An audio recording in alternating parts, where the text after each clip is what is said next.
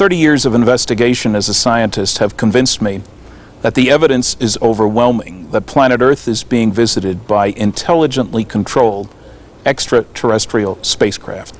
In other words, some UFOs are alien vehicles. Furthermore, it is clear now that the government of the United States, some few people within it, have known since at least 1947, when a crashed saucer was recovered complete with 4 alien bodies outside Roswell, New Mexico, that indeed the planet is being visited. The subject is a kind of cosmic Watergate. In March 1983, I was working on a documentary for Home Box Office entitled UFOs, the ET Factor. During research, I was taken to Kirtland Air Force Base in Albuquerque, New Mexico, where an Air Force Office of Special Investigations agent showed me several pages entitled Briefing Paper for the President of the United States of America on the subject of unidentified flying vehicles. The paper suggested strongly that our government has known for at least 40 years that extraterrestrials and their craft have been visiting this Earth. Starting in 1976, Freedom of Information Act requests were filed with the U.S. government. These Freedom of Information Act requests asked for any documents that various intelligence agencies might have relating to UFOs. Over the last 10 years, a number of agencies have responded and have generated several thousand pages of documents. These documents show that intelligence agencies in the United States government have maintained an interest in the UFO subject and tracked it for at least the last 40 years. Since 1975, I've worked with nearly 200 people who have reported in great detail having been abducted and having been taken aboard UFOs for very bizarre physical examinations. This sort of procedure takes place from childhood on, as if these people are being followed like a tagged animal, something of that sort. I've worked with Army officers who have been abducted, psychiatrists who have been abducted, scientists who have been abducted, police officers, people from every walk of life. This is the core meaning of the entire UFO phenomenon. They are interested in us and they are studying us involuntarily. Welcome to Summit University Forum, where the flame of freedom speaks. I'm Elizabeth Clare Prophet.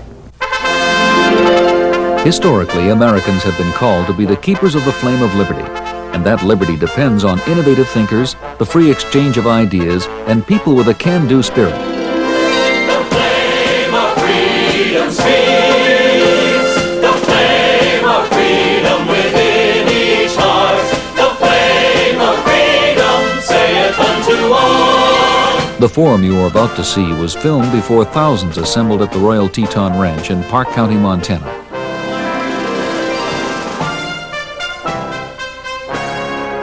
This week, you'll hear the third of 5 segments of Elizabeth Clare Prophet's interview with 4 of the nation's leading authorities on UFOs: Stanton Friedman, Linda Howe, Dr. Bruce Maccabee, and Bud Hopkins.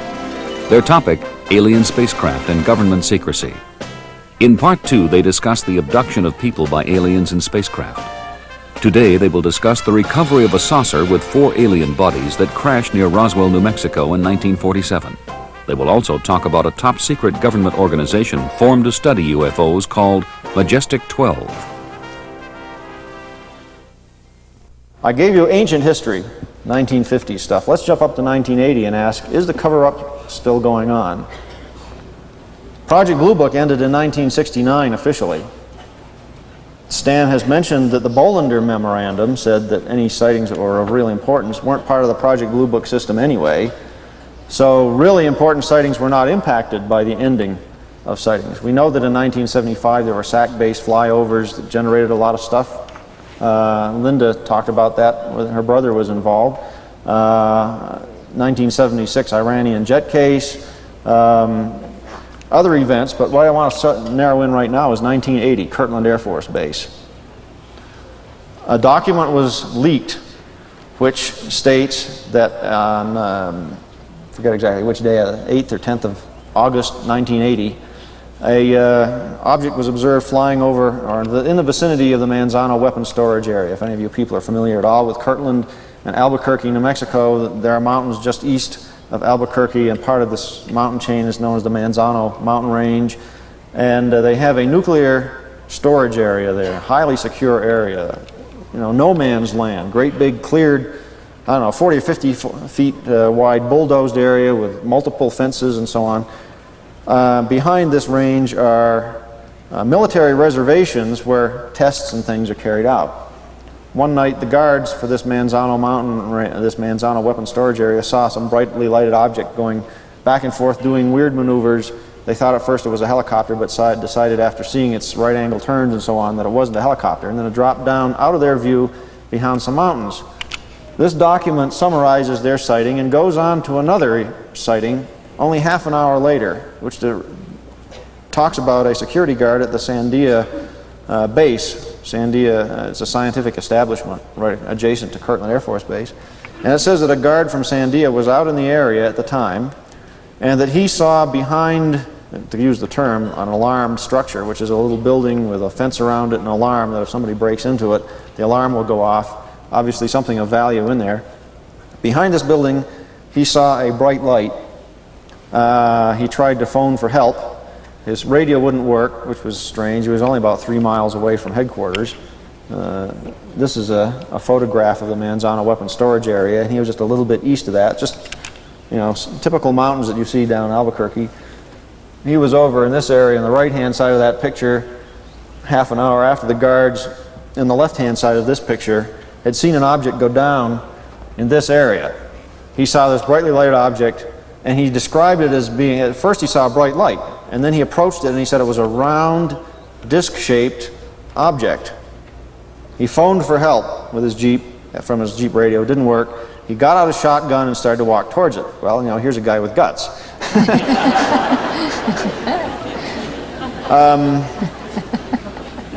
As he approached, the thing suddenly took off straight up.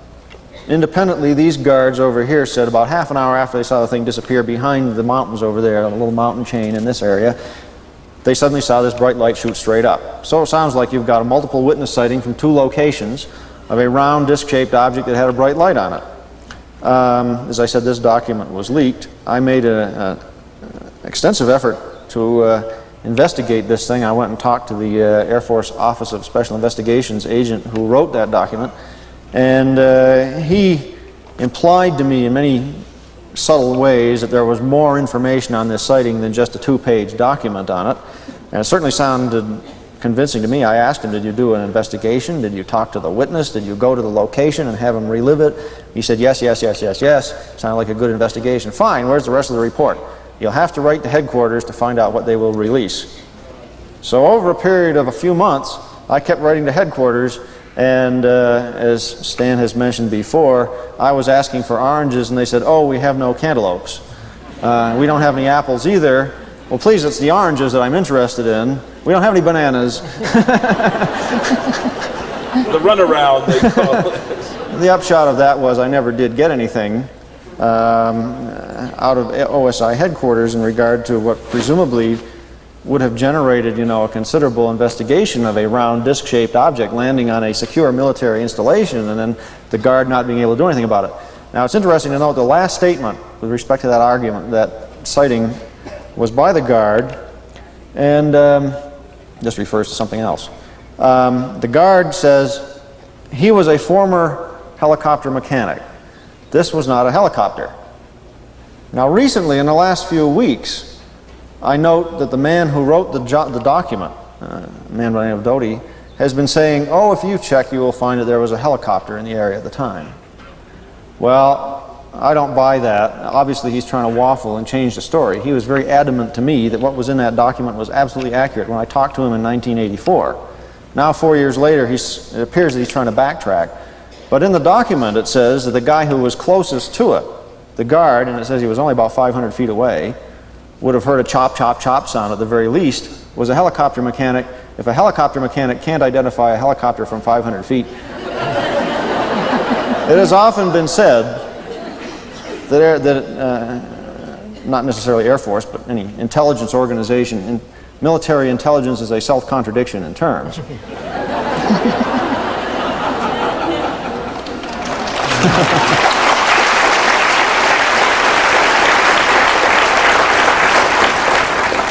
This, by the way, is a photograph of a portion of the stack of FBI documents.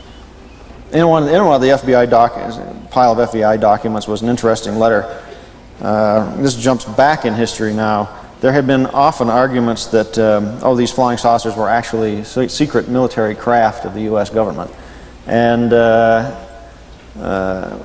the Air Force even went so far as to trot out some photographs of a pancake-shaped or flapjack-shaped aircraft that was undergoing tests. And they said, gee, they left the impression that, gee, maybe the witnesses saw this.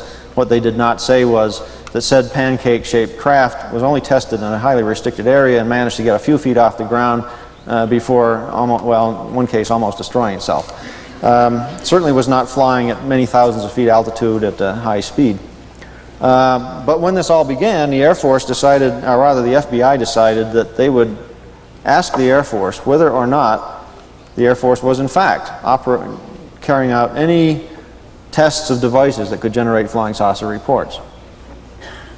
So whereas publicly the Air Force was allowing the populace to believe, oh yes, perhaps this is an Air Force project, on the one hand. On the other hand, they were saying it's not the Air Force. It must have been very confusing to anybody alive back then. Of course, I was alive back then too, and I was obviously confused, but not by this.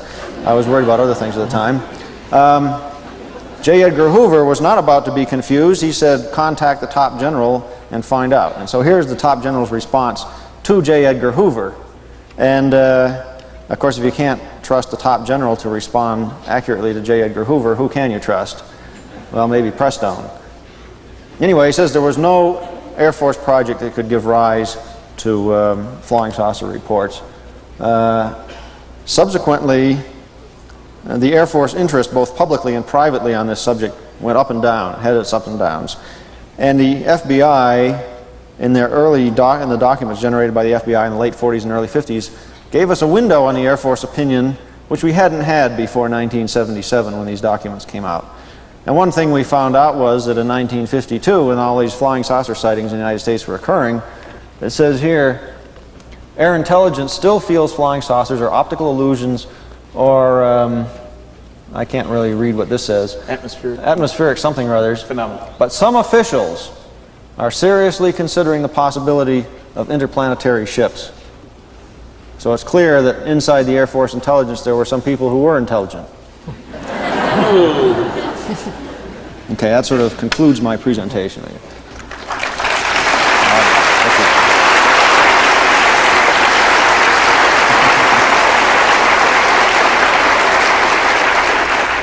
Let's talk about Operation MJ-12.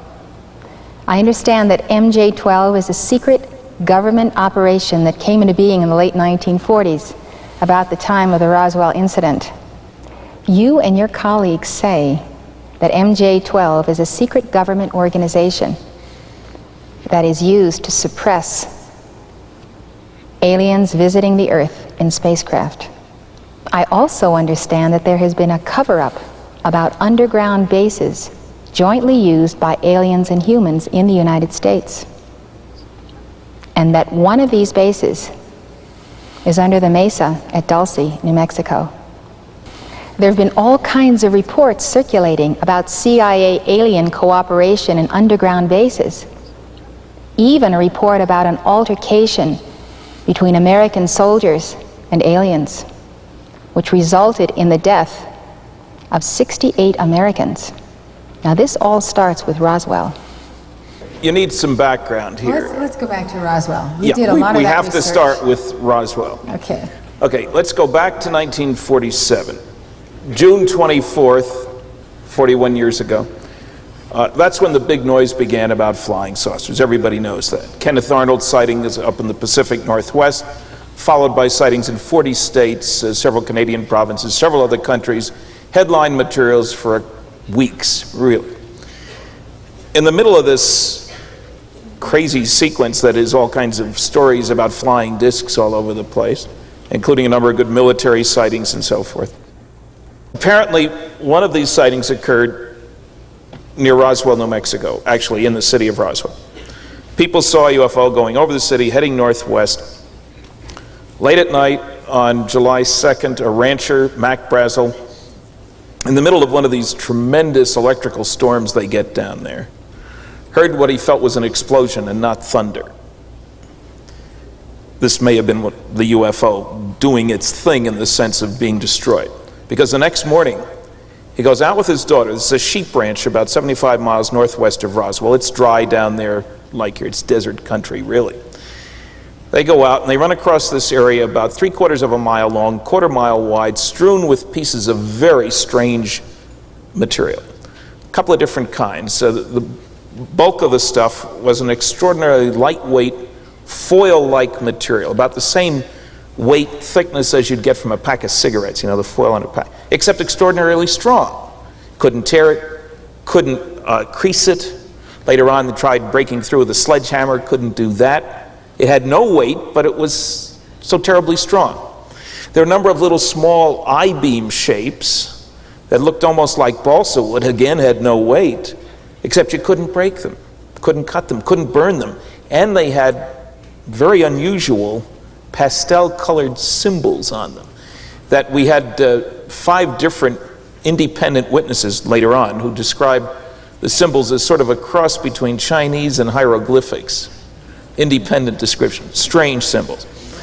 Okay, the rancher goes, he's cut off, I mean, he doesn't have any electricity, he doesn't have a radio or anything like that, he doesn't know about these flying saucer stories. He goes into this tiny town nearby a couple days later, hears about the flying saucer stories, decides he better go in, he's got other business there too, he goes into Roswell, reports to the sheriff. Remember, this is New Mexico, 1947, the first atom bomb test was down there in 45, the first rockets were being fired in the United States. There were a lot of government military things going on at that time. Goes in, reports to the sheriff, July 4th weekend, the sheriff calls the local base, talks to the base security officer, Major Jesse Marcel. Now, I say base security officer. The Roswell Army Air Force Base, later known as Walker Field, was unique in the world. The group that was most important there was the 509th Composite Bomb Wing. They were the only atomic bombing group in the entire world in 1947. They had dropped the bombs on Hiroshima and Nagasaki. The B-29s were there. The Cold War was heating up. They were understaffed and overworked, hand-picked officers, hand-picked men, all high-level security clearances. This was not a bunch of dinks who couldn't do anything in civilian life. Sharp group of people. Okay, the base security, well, I mean, it's important to understand that we're dealing with guys with high-level security clearances who were unique in the world. Okay, Major Marcel talks to the sheriff, talks to the base commander, Butch Blanchard, who would have dropped the next atom bomb had there been one that needed dropping, who went on to become a 3-star general. Would have been chief of staff of the Air Force, except he had a heart attack at the wrong time and died. Again, special guy. Blanchard tells Major Marcel to go on out there and see what's cooking, because it might be one of our vehicles. They better find out.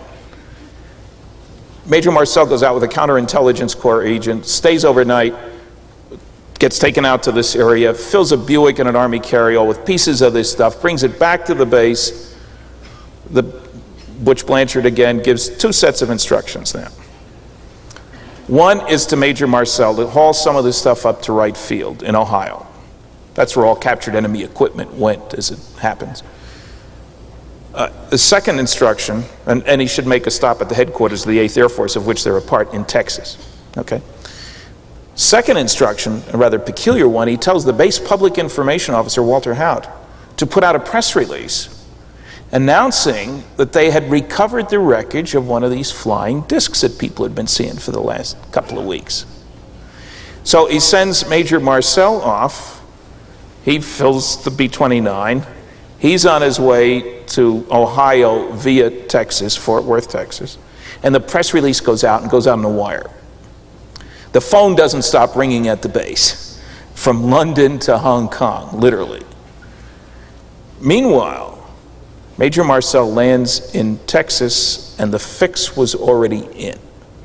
They had received a call from Washington to get rid of this story.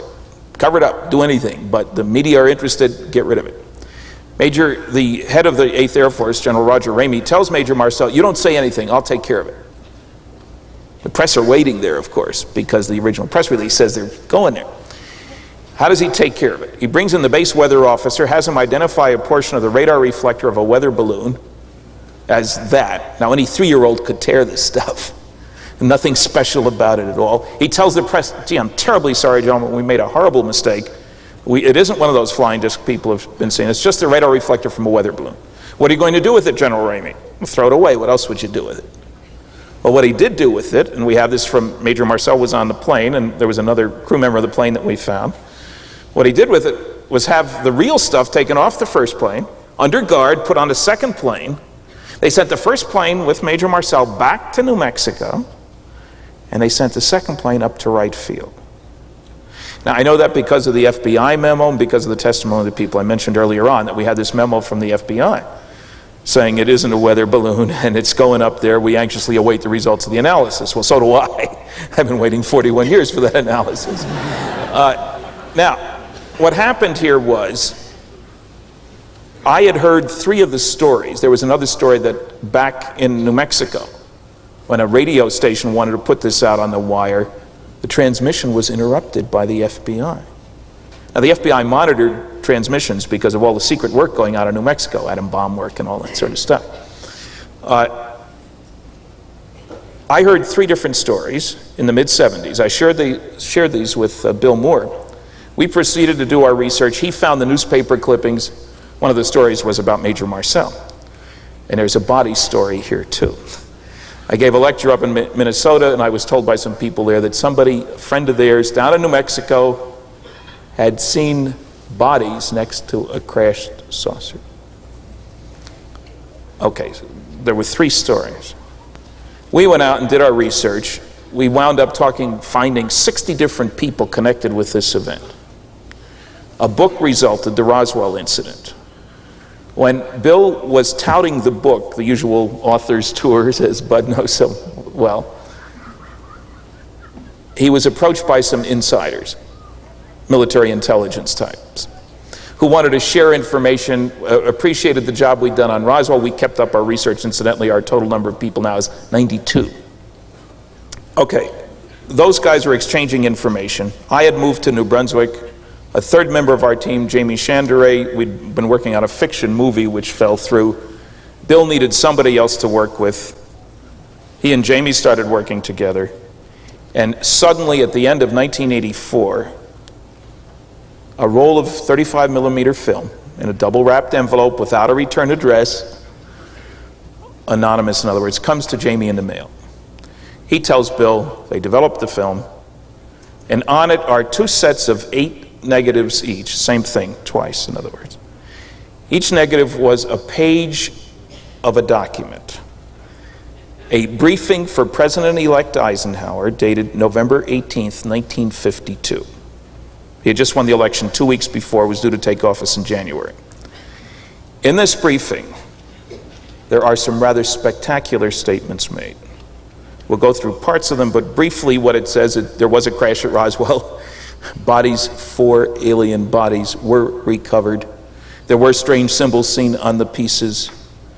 The bodies had a different biological development than Homo sapiens. A group called Operation Majestic 12 was established by direct order of President Truman and accountable only to him, whose purpose it was to find out about these vehicles. It named the people from the group of 12. It also mentioned that there was another crash in 1950, that there was great concern about what the motivation of these beings was, great concern about public panic, a strong recommendation that it continue to be the policy that this group be accountable only to the president, and that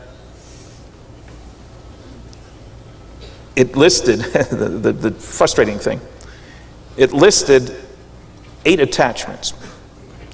One that dealt with the analysis of the bodies, one that talked about the symbols, one that talked about the pieces which were analyzed at 3 different locations. The list is terribly frustrating to me because we only have one of the attachments, and that's the briefest thing. That's the memo from President Truman to one of the members of this group, Secretary of Defense James Forrestal, the first Secretary of Defense in the United States, as a matter of fact. Okay, now, Let me go through some slides and we can see some of the pictorial aspects of this, and we'll see the documents and a confirmatory document that was found, and I can update people as to where we are. Okay, here's the headline from the Chicago Daily News, the afternoon paper. The cover-up was in by the next day for the morning papers. Army finds air saucer on ranch in New Mexico. This is July 8th, 1947. Headline, disc goes to high officers. Dateline Roswell, and it quotes directly from the press release that Walter Haut put out. And incidentally, I've been in Walter Haut's house and Jesse Marcel's house and all kinds of other people here. It's first-hand information. This headline, as I say, appeared in the evening papers. By the next day, if you didn't get an evening paper, you had a little paragraph in the back. There was great excitement in Roswell, but it turned out to be a dud. It was just a weather balloon. From front page to back page, just because of the cover-up. There had been no Watergate at that time, you see. People trusted the government. A strange view, but they did. They did. Now, here's the Roswell Daily Record. Roswell Army Air Force captures flying saucer on ranch in Roswell region. No details of flying discs are relieved. And by the next day, their story has the rancher telling a wholly different story. And we've found the newsman that the rancher talked to. He had been held by the government, fed another story, and gave it out. I mean, this was cover-up right from day one. Now, this is a picture of Jesse Marcel. He died 2 years ago. His son lives right here in Montana, Helena, Montana, Jesse Marcel. He's a medical doctor. He's a pilot. He's a flight surgeon. He's a helicopter pilot. He handled in his hands some pieces of this material that Jesse had brought home to try to fit the pieces together. He remembers those symbols, and he's gone on record publicly describing what an impression this stuff made on him. And he has since examined lots of crashed vehicles too. And this just doesn't fit anything. Makes a darn good witness. People might have seen him on Nightline, as a matter of fact. That's Jesse in 1947 with a piece of the phony baloney material. Now this is a slide made from a picture from an original negative from Texas. Now on the left is General Ramey. On the right is, at that time, Colonel Thomas Jefferson Dubose. He retired as a general. He was Ramey's adjutant, and I've been in his home. He's 85 years old. He took the call from Washington saying to get rid of this story. He remembers that. And he made no bones about it. I mean, I guess at 85 maybe he shouldn't. Now, this is the area out in the boonies. I mean, this is out where there's nothing much around. It's real desert country. Here's the book.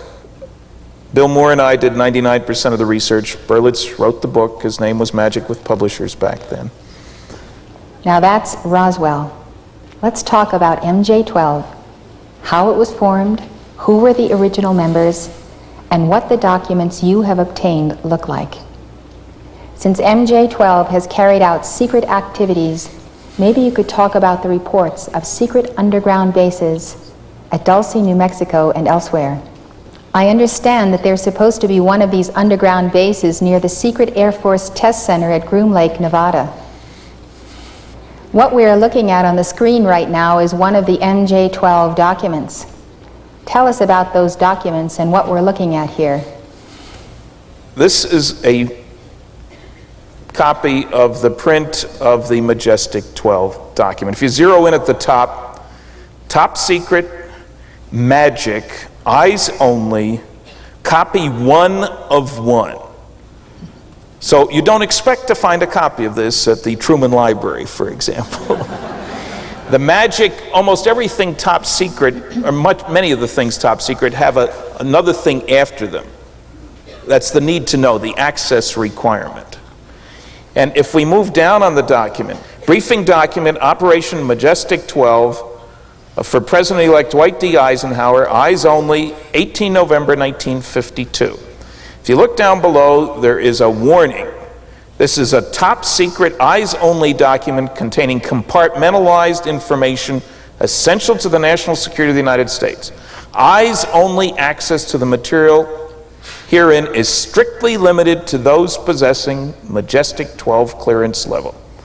Reproduction in any form or the taking of written or mechanically transcribed notes is strictly forbidden. That T52 exempt in the lower right-hand corner, that's a neat designation that means exempt from declassification, according to people who know about such documents. So that's just the beginning. Now, here's a list of the people. This is a sort of a second cover sheet, but it says Operation Majestic 12 is a top secret research and development operation responsible directly and only to the President of the United States. Operations of the project are, and I'm having trouble reading that, strictly under the control of the Majestic 12, Magic 12 group, which was established by special classified executive order of President Truman on 24 September 1947. Upon recommendation by Dr. Vannevar Bush and Secretary James Forrestal. We'll talk about him in a minute. Now, here's a list of the people. Members of the Majestic 12 group were designated as follows, and I think we'll look at the next one, which is easier to read. Same page. I'll give just a brief description of each of these people because this was an outstanding, a rather incredibly top-flight group of people. Although most people here probably haven't heard of many of the people in the group. Admiral Roscoe H. Hillenkoetter, now he was listed as the briefing officer. He was the first head of the Central Intelligence Agency from late 47 through late 1950. Dr. Vannevar Bush was in charge of all the technological developments in the United States during World War II, including the Manhattan Project for the development of the atomic bomb, about 90 other projects. He was head of the Office of Scientific Research and Development. Outstanding individual, unique in the world, really, in the powers that he had during the war to harness technology to try to win the war. Secretary James Forrestal, the first Secretary of Defense. He had been Secretary of Navy during the war. General Nathan Twining, we've heard about him before. He was head of the Air Materiel Command in 47 when this happened. We know he made a special quick trip, had to cancel other appointments, to New Mexico at the time of the Roswell incident, the following few days. By this time, he was Vice Chief of Staff of the Air Force, went on to be Chief of Staff and then head of the Joint Chiefs of Staff. General Hoyt Vandenberg, he was the Chief of Staff at the time of the briefing, under whom Twining served. He also had an incredible background in intelligence. He was head of G2, military intelligence, in 1946. He was the second director of Central Intelligence. There was a Central Intelligence Group, which became the Central Intelligence Agency. He was the second head and preceded Hillenkoetter. The next man is Dr. Detlef Bronk. He was chairman of the National Research Council, National Academy of Sciences chairman, president of Johns Hopkins University, went on to be president of Rockefeller University, served on every committee you can imagine, including the NACA, the National Advisory Committee on Aeronautics. Those were the guys with the wind tunnels. Those were the guys who preceded NASA. It got converted. The next guy, Dr. Jerome Hunsaker, was head of NACA at MIT. He was a world-class expert on aeronautics, top American. Mr. Sidney Sowers, he was the first director of Central Intelligence, preceding Vandenberg, who preceded Hillenkoetter. He was also the first executive secretary of the National Security Council. Ollie North, Admiral Poindexter, that National Security Council. Mr. Gordon Gray was Undersecretary of the Army, then Secretary of the Army, then head of something most people have never heard of, the Psychological Strategy Board, which was a Cold War CIA group under the National Security Council, went on to be the National Security Advisor to President Eisenhower, served as chairman of the 5412 Committee. Mysterious jargon, but that was the committee that passed on all the covert activities of the CIA and various other intelligence agencies. It's been described as the most classified group in the United States. The 5412 Committee, he was chairman of it. Then we have the fly in the ointment, if you will, Dr. Donald Menzel, the skeptic that Bruce talked about before. When I saw that name, that was my great disappointment. This thing's got to be a fraud. How could Menzel be on this group? We'll go into that in a minute. General Robert Montague was Twining's classmate at West Point. Montague was head of Fort Bliss in Texas, which included White Sands Proving Ground in New Mexico. And his son said, "Oh, I know why Dad was picked for this thing." He had all the guys to go out and vacuum the desert. That was the description given by the neighbors. They picked up all the other pieces of material. And he became head of a special project that very week at Sandia Base that Bruce mentioned before in Albuquerque. And finally, Dr. Lloyd V. Berkner, great scientist, worked under Dr. Bush at the Carnegie Institute, was head of the International Geophysical Year later on, was a polar explorer and a pilot and an expert on radio propagation. Outstanding guy. But the real worry, Dr. Menzel. One of the reasons we didn't go public very quickly with this thing is we thought, uh-oh, here's disinformation. How could Menzel, a Harvard astronomer, be part of a high-level military and intelligence group down in Washington, and also a complete skeptic, 3 books, Bruce showed 1. I proceeded then to start checking on Menzel. And I was astonished. I didn't like the man when he was alive. I'd had a run-in with him. I'd read his books, thoroughly disappointed as a scientist with this terrible science, you know. And, well, I was. I mean, there's no getting around it. I was really dismayed because here we had this hot-looking document, and the rest of it gets into the crash and the bodies and all the rest of that. And here we got a guy who obviously didn't belong, and some idiot has prepared a document that thinks he's going to fool us, and we'll show him. Well, I managed to get to Harvard and do a lot of research, thanks to the Fund for UFO Research, gave me a grant to go down there. And I was astonished. Here was Menzel writing to President Jack Kennedy, saying that he, Menzel, had a longer continuous association with the National Security Agency of any American. That he had a top secret ultra clearance. Now the NSA, that was the group with this interesting document. He had a top secret ultra clearance. He had done work for the CIA. He had done classified work for more than 30 large companies. He'd even written memos about the NSA. He was a top flight expert on cryptography, code breaking. He had learned another language, Japanese, another symbolic language, had written science fiction, so he was best equipped to handle both the symbols on those pieces at Roswell and to put out disinformation. He was the only one of the 12 who'd written science fiction, under another name because it wasn't respectable for astronomers. It turned out that he went through a McCarthy-type hearing in 1950, never made the New York Times even, suffered in silence. His staunchest defender was none other than Vannevar Bush. He and Bush had gotten together as far back as 1934. Everybody testified that Menzel was the most discreet man you could imagine about classified materials. The charges against him were utterly foolish. You know, his wife brought in stockings to give to a Russian astronomer to take back to his wife. Obviously that made Menzel a communist, you see. That was the kind of reasoning. This was 1950. One other member of the department was known for his leftist leaning. Obviously Menzel must have leftist leanings too. And he couldn't talk about his top secret ultra clearance when the Air Force was only trying to take away a poor old secret clearance. The guy had guts. And I found out a lot of other information.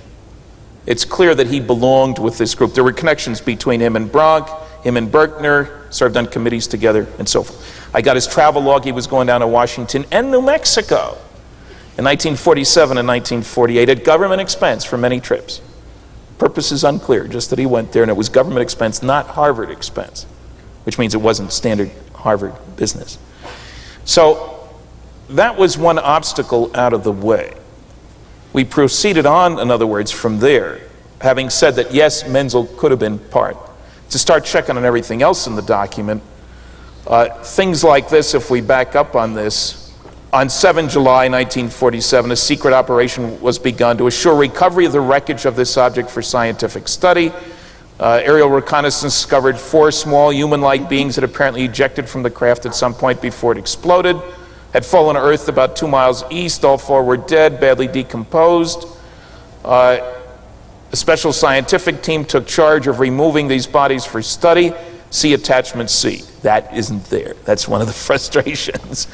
The wreckage of the craft was also removed to several different locations. See attachment B. That isn't there. Civilian and military witnesses in the area were debriefed, and news reporters were given the effective cover story that the object had been a misguided weather research balloon. The next pages talk, as I mentioned, about the fact that the biological development was different, that there were these symbols found that they'd had no luck in deciphering the symbols, that there was another crash, and a little more detail, that there was a contingency plan for release of information should it be required.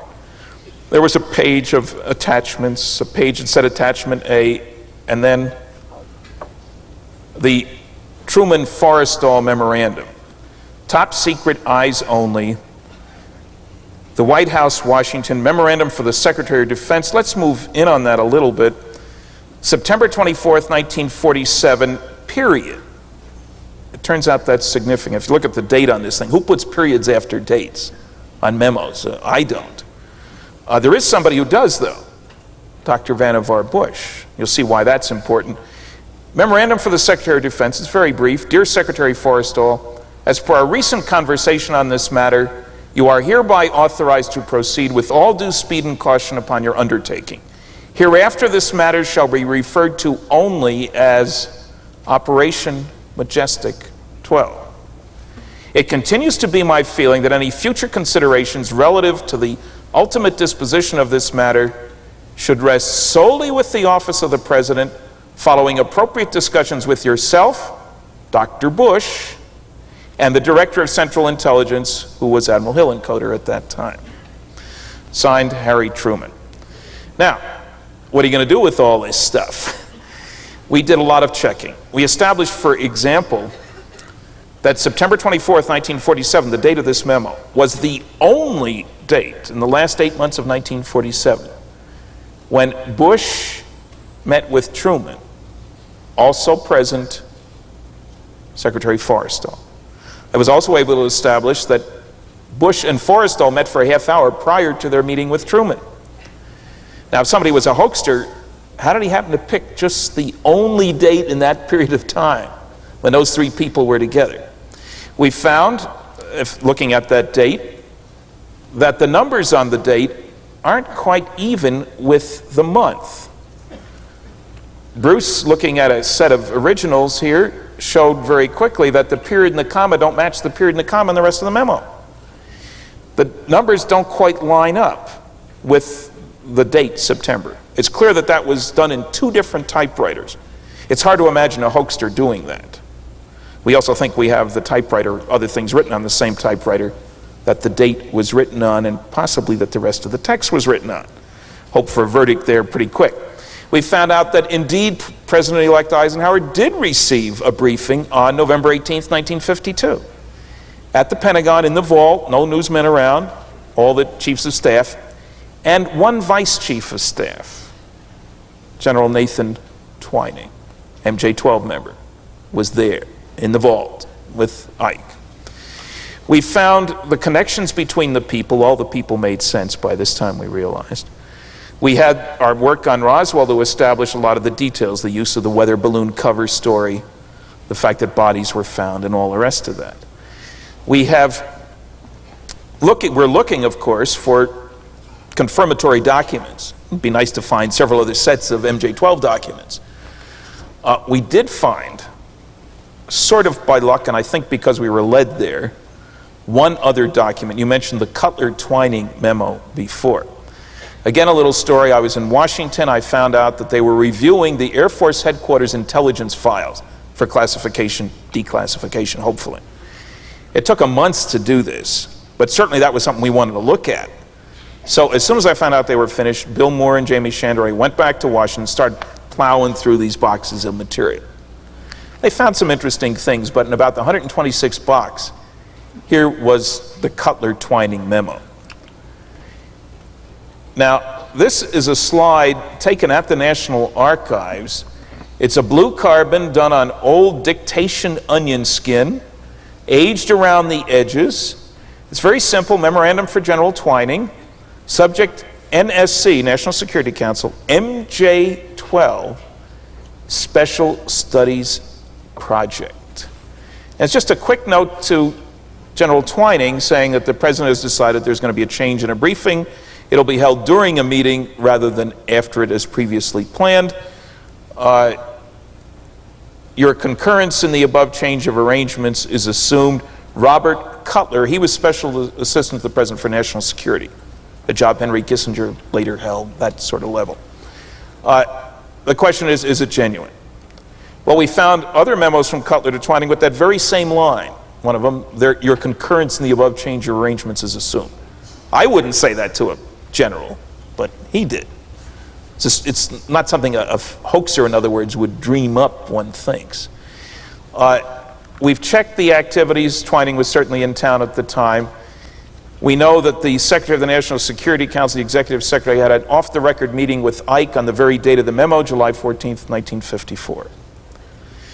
We know that the paper was made only between 1953 and 1974 because of the watermark on the paper. We have kept up our checking. We think we have other materials that were typed on the same typewriter. So there have been a lot of attacks on the memo. The easiest way for me to summarize them is to say that none of them have withstood careful scrutiny. They all sound great. You know, Truman wouldn't have written a memo like that. He would have said hell twice and been much more, you know, all kinds of silly things. Admiral Hillencoder's name is given as Roscoe Hillencoder. He signed all his memos as R.H. Hillencoder. It's a very long name, his wife told me. And he is described in the Truman Files as Admiral Roscoe Hillencoder. A whole bunch of silly things. We did do a further step now. If Hillencoder prepared this, maybe we can determine from studies of other genuine Hillencoder materials whether the style is the same. Okay, I got 27 different genuine Hillencoder documents, most of them from the Truman Library, from when he was head of the CIA. We had a world-class expert on linguistics, Dr. Roger Weskett, at Drew University in New Jersey, president of the American Linguistic Association at one time, a Rhodes Scholar, all kinds of other things. He went over the 27 plus the briefing document. His conclusion was that there was no reason to say that all 28 documents weren't prepared by the same person. That's powerful evidence when you look at his background. Now, we're hoping that soon a question documents examiner, that's really a job title, there is even an organization of question documents examiner, is looking at copies of all of this stuff and some other materials Bruce has supplied, material I've supplied. And we're hoping within the next few weeks he's going to say that this was this kind of typewriter, this was this kind of typewriter, this was typed in the same way as this. Then we'll really break loose on the story. But it's amazing how well the document has stood up in the years since it's been released.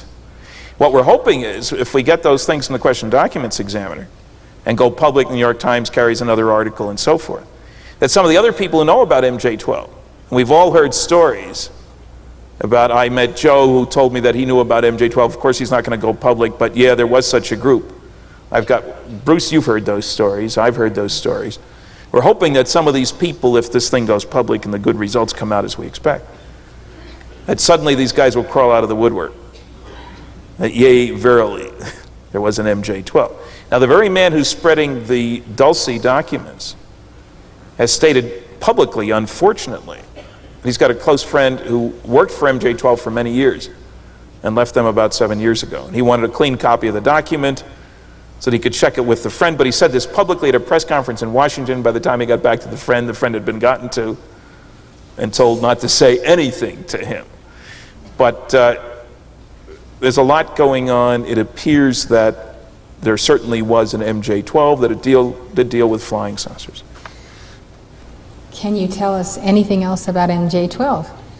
Well, we certainly expect that the group continued on, that it still exists today, probably under a different name. Its function was to know all about aliens on the planet? Yeah, it seemed that they were interested in several things. One was milking the technology. I mean, if you got a vehicle that's clearly more advanced than we are, than our vehicles are, you want to learn something from it. In the Cold War, that's very important. It seems that they were concerned about determining the motivation. That they would have, as we would have expected, tapped all the intelligence agencies. Oh, there's one other thing that's mentioned that's important.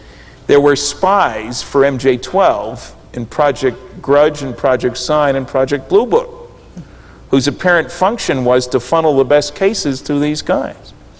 These are moles in our own group reporting to another group of our own. Bruce had heard the same story a year before he even saw a copy of this thing, hadn't you? Keep each other straight. Well, they often don't keep each other straight. If you read some books about the CIA, it's clear that there sometimes were 3 different groups working on the same problem, all independently. none of them knowing about any of the others. That's par for the course. So, None of them right. and none of them right, okay. We would expect that some of the people who've been on MJ-12 are still alive. We know that the black budget has grown greatly, that there's plenty of room in the government for the money to handle such an effort. We've heard stories that there is a truck full of documents.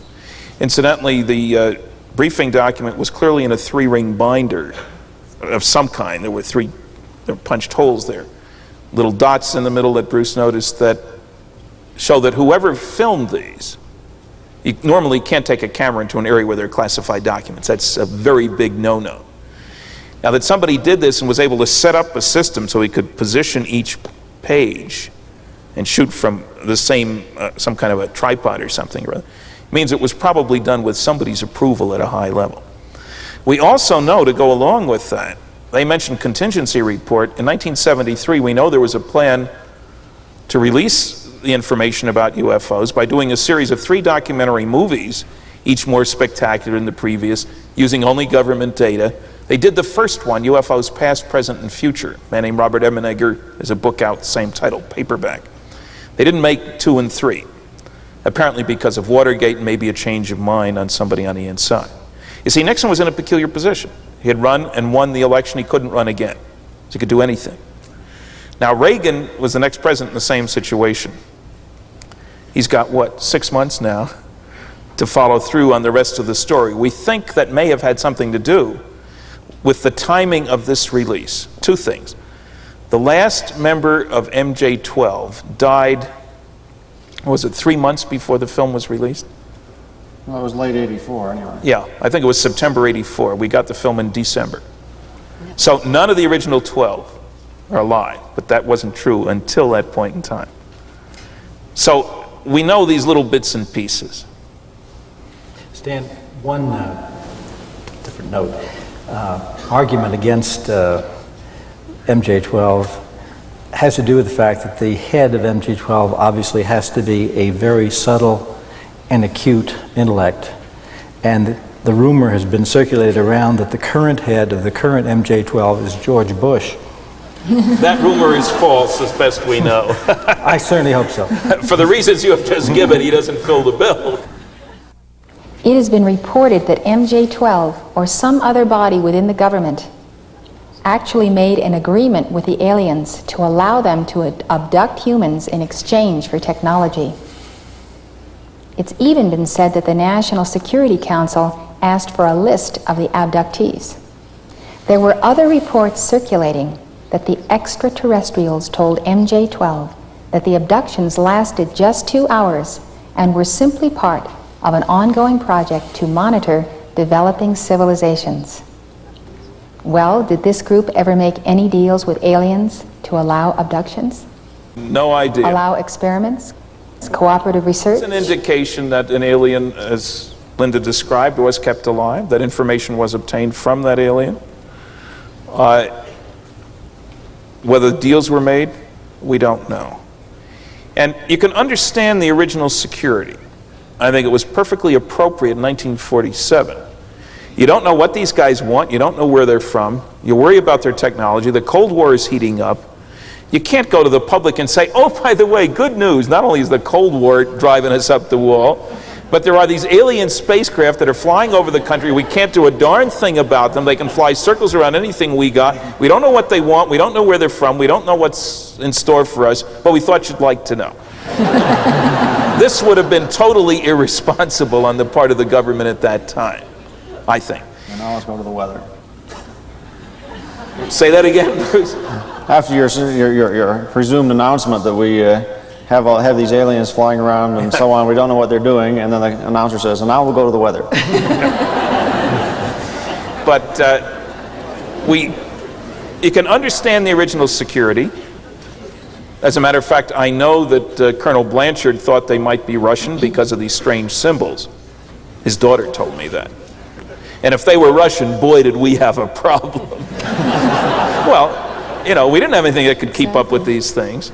So it's a complicated question. I think on the basis of my experience around the country, that the public can handle at least a sensible announcement that puts a lot of the data out on the table. I don't want technical data out on the table. And I've summarized, there's papers that have been published, maybe there is another slide here. I've put together in MJ12 the evidence so far. This is a series of papers. It includes my paper on Dr. Menzel. It includes Dr. Westcott's review. It includes debunking the debunker paper that deals with the objections of some of the noisy negativists, as I call them. It includes a clean copy of the document. For those who want the information, it's there. We're not hiding it. We don't know from which direction more information will come. We've had all kinds of rumors and stories that there was more coming soon, very soon. You know, very soon is come and gone, and we haven't gotten more. There is a video in existence of a military intelligence person whose face you cannot see, whose voice has been run through a machine, making some rather spectacular statements. It parallels what I saw in the briefing paper I was shown. Yes, that includes some of those very same statements. Would you mind repeating them? Well, just that there has been a long-term involvement of aliens with the planet. Name some people who know all about what's going on, indicating that there's no question that some flying saucers are alien craft. Now, whether that video will be shown or not, I just don't know. I've often said that if any major newspaper spent the same effort on blowing the lid off the cosmic Watergate as they had, as the Washington Post did, on blowing the lid off the political Watergate, and started with people like us, that it wouldn't cost them any more than that one did, and they could get done in 6 months. Trying to get the media to do that is another story. You have been watching the third of 5 segments of Elizabeth Clare Prophet's interview with Stanton Friedman, Linda Howe, Dr. Bruce Maccabee, and Bud Hopkins on alien spacecraft and government secrecy. Don't miss Part 4, when Mrs. Prophet and her guests will discuss the mutilation of animals by aliens in spacecraft and a presidential briefing paper on the subject of unidentified flying vehicles. The preceding public access program has been presented through the assistance of Summit University, Box A, Livingston, Montana, 59047-1390. If you would like to know more, call this number or write this address. I am the flame of freedom, and I am determined to bear it to all. I am God's freedom and He is... For information on the full-length version of this and other Summit University forums, as well as lectures on the defense of freedom by Elizabeth Clare Prophet, call toll-free 1-800-323-5228 or write Summit University Press, Box A, Livingston, Montana, 59047-1390.